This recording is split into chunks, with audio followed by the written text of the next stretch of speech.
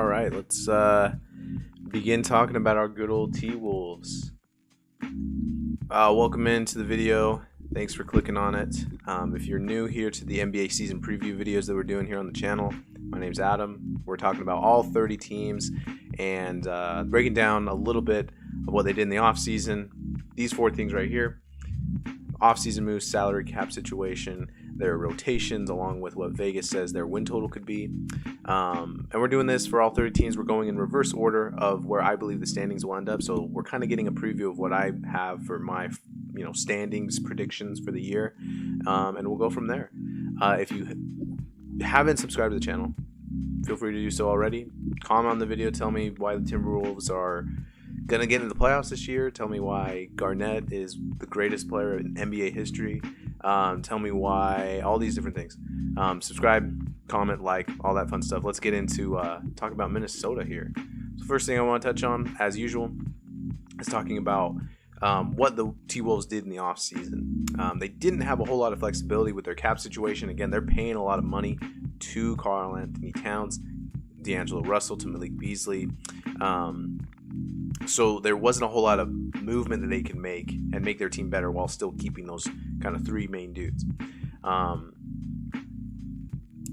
Let's talk about the trades they made, because Patrick Beverley was brought in from Memphis. That was traded in the Eric Bledsoe Clippers deal. And so Patrick Beverley comes over to the Timberwolves. I think he's solid. We'll look at rotations in a minute, but I think he's just a guy who's been to the playoffs. Obviously, we know his defensive, whole pedigree. I think he adds leadership, a little bit of a defensive identity for a young team in Minnesota. And then I believe he just adds, a solid guard position. Now, he's not great offensively, but defensively, I think he can definitely help a team that has not been good defensively for a while.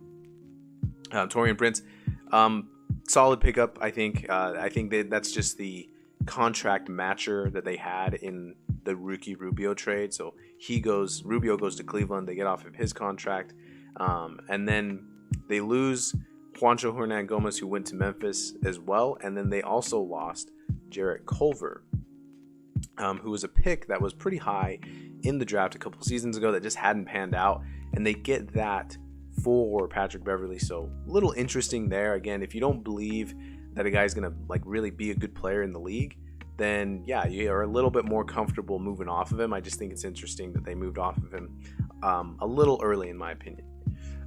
Let's talk about let's move on actually, and let's talk about their cap situation here. So I have down here with the Timberwolves that they're currently over the cap. Obviously, we can see Karl-Anthony Towns making over $30 million the next few seasons. D'Angelo Russell is also making over $30 million the next couple of seasons. So there's their chunk of their money, right? A lot of their money is coming from these two players, or going to these two players. And so there's obviously going to be a little bit of a issue with moving those contracts. Obviously, I don't think they're going to move off Towns anytime soon. They could potentially move off of Russell, but I don't really know if that's really a good idea. The other interesting thing to know about this Timberwolves team is that they did not play a whole lot together, like at full strength. Towns and Russell didn't really play a whole lot together, and when they did was in the second half of the year, where Anthony Edwards was thriving, and they won some games. They beat some good teams in the second half of the year, and you kind of started to see okay, this team can be something offensively, and they can be something where we can at least maybe see where they can fight for the play-in next season, this upcoming season. So I like what they have built here. Malik Beasley, about a little under $30 million over the next couple of years. Patrick Beverley is expiring. Taurean Prince is expiring. So they'll have money, a little bit of money to open up next year. But I really think their core is going to be Towns, Russell, Malik Beasley, and Anthony Edwards, and Jaden McDaniels, who we'll talk about in a minute. But those are their main guys. Other than that, it's kind of I feel like they're going to go forward with those main dudes. And if there is a trade that opens up, Ben Simmons is the name that I think most people are talking about is going to be the one. Minnesota is going to be the place to land Ben Simmons. or the team that lands Ben Simmons. And the reason for that is because they can maybe have a trade where they send D'Angelo Russell and Jaden McDaniels to Philadelphia for Simmons. Now, a lot of other things need to happen there. I don't know if Philadelphia is super pumped about getting Russell and McDaniels. There's probably going to have to be draft picks. And again, does Minnesota really want to give up on McDaniels for Simmons? Like, I understand that viewpoint too. So there's going to have to be a third team in the trade, similar to how the James Harden deal last year wasn't just Brooklyn and Houston. It was also Indiana that jumped in on the deal. So is there a way that either team from, both separate conferences are able to get a deal done where they send away draft picks in almost in behalf of Minnesota? So we'll see exactly what happens there. My opinion on the Ben Simmons thing, and we won't touch on this a lot, but I think he will potentially start the season not playing games, and it might get ugly here, but it could also, any day, we could get a Woj bomb that says, hey, Ben Simmons is traded to whatever team.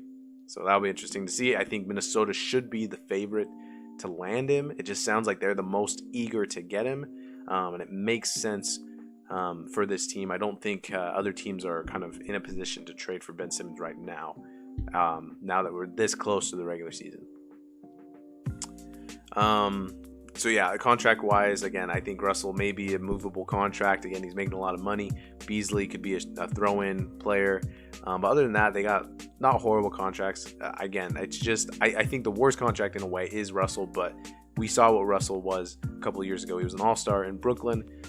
So we'll see kind of what happens with him. I'm not super high on him, but, it is what it is. Let's talk about their rotation here. So Minnesota this is brought to us. I don't know. This is Hoops Hype. This is what their starting five is projected to be at, and their rotations here. So starting five for Minnesota would be D'Angelo Russell, Malik Beasley, Anthony Edwards, Jaden McDaniels, and Karl-Anthony Towns. That in and of itself is a pretty good starting five. And I will dare to say that it's actually a starting five that I would say is top 8 in the West. But, well, wait, how can you have Minnesota be the 11th seed in your projections, Adam? How can you have them at 11, but you say that they're bringing in like a really good lineup? Well, first of all, the West is loaded already. Second of all, I really think that because of the not great defense that's being played in Minnesota, I believe that this is a bad organization that's just hasn't done anything in the last 20 years almost. They made the playoffs one time and got bounced in the first round. I just don't really believe that they're going to take that next jump. I think this will be a year where they improve, and that's why I have them at 11. They're going to improve. We'll talk about their win total here in a minute, but yeah. So let's move on to the reserves here. Patrick Beverley, Josh Okogie, Jake Layman, Jared Vanderbilt, Naz Reid. Again, also Dorian Prince, Jordan McLaughlin are in that rotation as well. So again, really strong positions at all spots in the starting five. Question a little bit of the defense, but ultimately, we'll see. I think this will be a good offensive team. They showed us that last year. This team, as far as points per possession goes, they were lower. They were in the bottom 6 teams in the NBA last season as far as their starting five goes. Now, they didn't have their starting five a whole lot of the season. So I can only imagine that they'll get better in that regard, be a little bit more efficient, and kind of go from there. Let's talk about their win total now. So this is brought to you by, I don't even know what I'm saying, honestly. This is from theactionnetwork.com. 34 wins is the over-under that is set for the Timberwolves. I will actually take the over on this. I can see them winning a little bit more. Can they get to 36? I believe they could. Could they get to 37? I think that's a real possibility. I just think that this team is scrappy. I think offensively they have so many like athletic players that they're just it's going to be too much. Like, think about this. Like, you got to chase D'Lo, D'Angelo Russell, Anthony Edwards, Malik Beasley on the perimeter. And then defensively, like, you got to... I know Cat isn't the greatest, but maybe they can throw a lineup where they have Jaden McDaniels and Patrick Beverley on the court. And then there's just like a little bit more of a defensive presence with those two players than with Russell and Towns, for example. And I just think that is something that will maybe throw some teams off this year. And I ultimately believe the Timberwolves team will be better. Now, bubble better, or I always call it the bubble, but the play-in better. So as of now, obviously the play-in will contain 7, 8, 9, 10 in the standings. So I think they're just outside of that. But I believe they'll be knocking on the door. And I could totally be wrong. The team that I have at number 10 in the West, I don't know. I feel like I believe, but I don't believe. We'll talk about them tomorrow. But Minnesota's at 11. They're just outside the play-in game. I think we'll see some positive things this year. I think they'll compete in games where they're playing against really good teams, but ultimately they'll fall short of making the play-in, and that's just my opinion. So if you have an issue with it, feel free to go in the comments and tell me where I'm wrong. And yeah, so we're going to come out with another video here in just a minute. Feel free to watch all the other videos that we're doing. And yeah, so we're going to talk about the 11th seed in the East right now, and go check out that video. And subscribe to the channel, and like the video, and yeah.